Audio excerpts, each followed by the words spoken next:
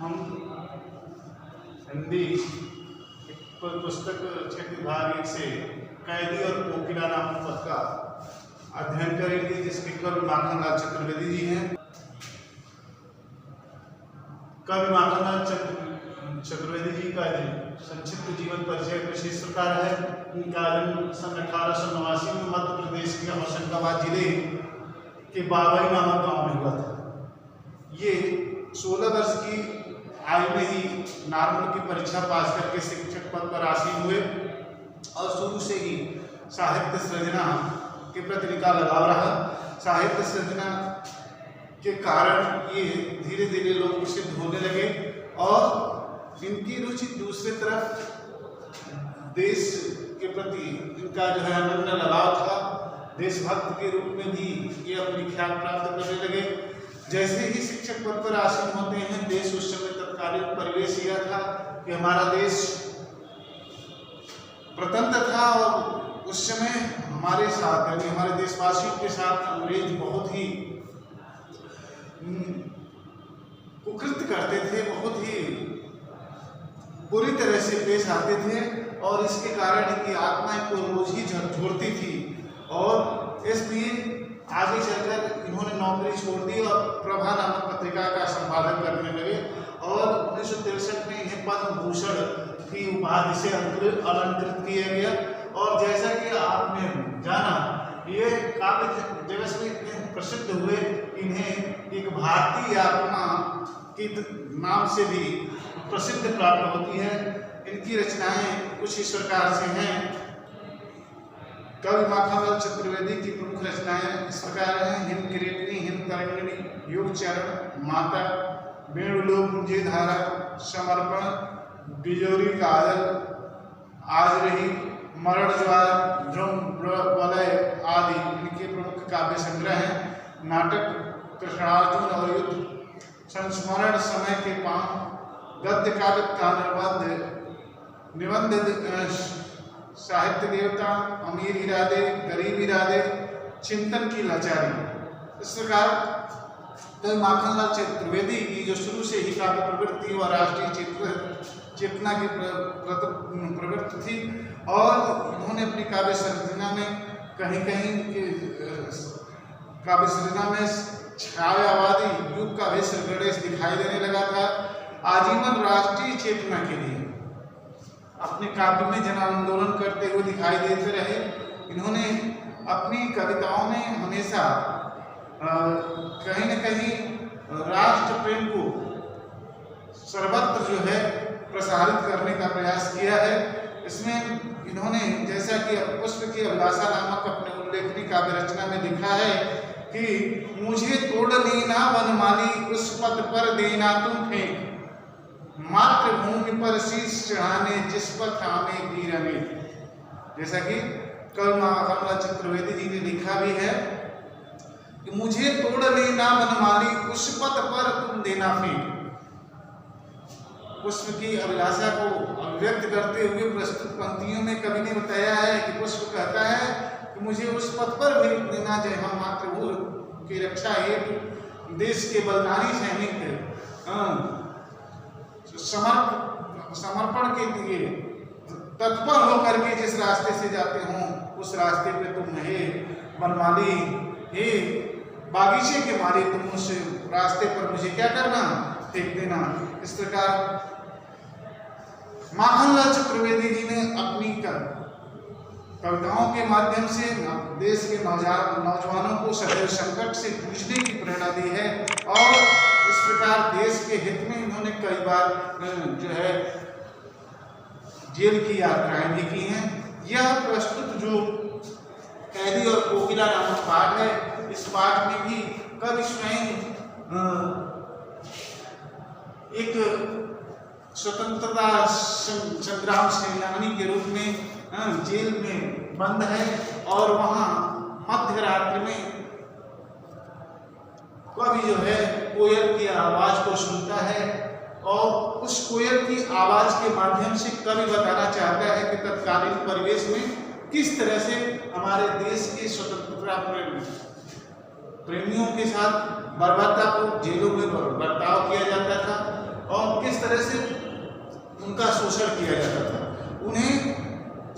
स्वतंत्रता से विरत होने के लिए क्या कुछ नहीं किया जाता था, अर्थात सभी तरह के अत्याचार जेल प्रशासन द्वारा किए जाते थे। उनकी आवाज को सर्वथा दबाने का प्रयास भी किया जाता था। इस प्रकार कवि ने इस रचना के माध्यम से भी देश के नौजवानों के अंदर देश प्रेम की भावना को भरने का प्रयास किया है। इस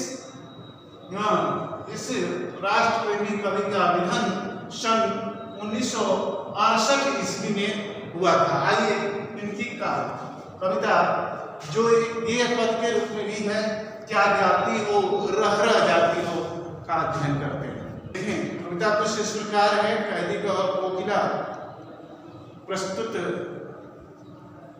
शीर्षक में क्या कुछ कवि ने अभिव्यक्त किया है। प्रथम काव्य पंक्ति देखें कि क्या गाती हो क्यों रह जाती हो, कोकिल बोलो तो क्या लाती हो, संदेशा किसका है, कोकिल बोलो तो। ऊंची काली दीवारों के घेरों में, डाकू चोरों बटमारों के डेरे में, जीने को देते नहीं पेट भर खाना, मरने भी देते नहीं तड़प रह जाना। कवि कहता है कि जीवन पर अब दिन रात कड़ा पहरा है, शासन है या तम का प्रभाव गहरा है, हिमकर निराश कर चला रात भी काली, इस समय कालिमा में जगी क्यों वाली। कवि ने इन काव्य पंक्तियों में क्या कुछ अभिव्यक्त किया है, सबका हम प्रसंग देखें। प्रस्तुत काव्यांश हमारी पाठ्य पुस्तक क्षेत्र विभाग 1 के में कवि माखनलाल चतुर्वेदी द्वारा रचित कैदी और कोकिला नामक कविता से लिया गया है। इस कविता में कवि ने विदेशियों के शोषण व अत्याचार की तरफ संकेत किया है। इन पंक्तियों में कवि ने कोयल के सामने अपने कैदी जीवन का वर्णन किया है। कवि कहता है कि क्या गाती हो क्यों रह जाती हो, कोकिल बोलो तो क्या लाती हो, संदेशा किसका है, कोकिल बोलो तो। कवि कहता है कि अंग्रेजों की कैद में बंद कई बाहर खुले आकाश में पेड़ पर उड़ती हुई कोयल से पूछता है कि रात्रि का समय है, हे कोयल तुम अपनी मधुर बोली के माध्यम से क्या गा रही हो, क्या गाती हो क्यों रह जाती हो, और पुनः गाती हुई अचानक रह जाती हो, अर्थात क्यों चुप हो जाती हो। कोकिल बोलो तो, हे कोयल बताओ तो तुम अपनी बोली के माध्यम से संदेशा किसका है, कोकिल बोलो तो तुम क्या संदेशा देना चाहती हो, क्या संदेश मुझे सुनाना चाहती हो। कवि आगे कहता है ऊंची काली दीवारों के घेरे में, कवि कहता है वर्तमान समय में मैं जेल की ऊंची ऊंची काली काली दीवारों के बीच घिरा हुआ अर्थात बंद हूं। मैं जेल की इन ऊंची दीवारों में कैद हूं, बंद हूं, और डाकू चोरों बटमारों के डेरे में इस समय यहाँ हमारे आस-पास जो है डाकू चोर और बटमार अर्थात रास्ते में जो राहगीरों के साथ जोर जबरदस्ती कर उनके धन का वो अपहरित करते हैं, ऐसे लोगों के बीच हमारा रहन सहन है, डेरा है, राना है। और कहता है कि जीने को देते नहीं पेट भर खाना, यहाँ मुझे ना तो पेट भर खाना देते हैं।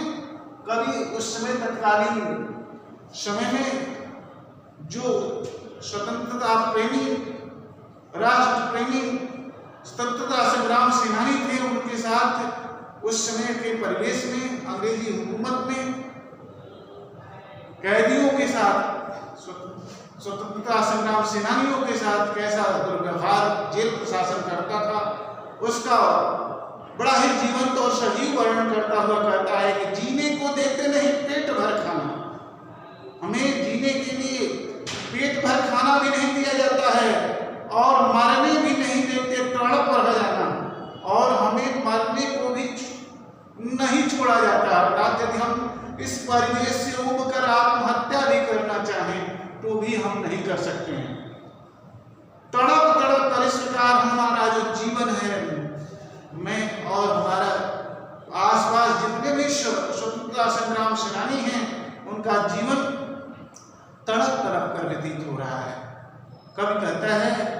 कि शासन है या तम का प्रभाव गहरा है। यह वर्तमान समय में यह शासन है या तम का अर्थ है अंधकार। कवि कहना चाहता है कि शासन है या तम का प्रभाव। यहाँ तम का अर्थ है अंधकार के भावार्थ यह है कि कवि ने इस तम के माध्यम से, अंधकार के माध्यम से तत्कालीन परिवेश में जो अंग्रेजी हुकूमत के बीच अंधेर गर्दी थी उसका वर्णन करने का प्रयास किया है। कवि कहता है शासन है, ये अंग्रेजों का शासन है या तम का प्रभाव है, या अंधेर गर्दी है। सर्वत्र यहाँ अंधेर गर्दी मची हुई है। यहाँ जो कैदी हैं, जो स्वतंत्रता संग्राम सेनानी कैदी हैं, उनके ऊपर इतने अत्याचार होते हैं तो उनकी सुनने वाला, उनकी पीड़ा को जानने वाला, उनकी पीड़ा का निवारण करने वाला यहाँ कोई नहीं है। यहाँ जेल प्रशासन में सर्वत्र ही अंधेर गर्दी मची हुई है। तम का प्रभाव गहरा है, यहाँ अंधकार ही अंधकार दिखाई दे रहा है। अर्थात यहाँ किसी की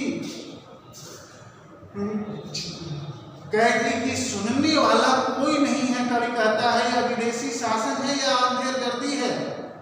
हम हिमकर निराश कर चला रात भी काली। कवि कहता है कि अब चांद भी छिप जाने वाला है और रात काली हो चुकी है, अर्थात अंधेरा गहराता हुआ चला जा रहा है।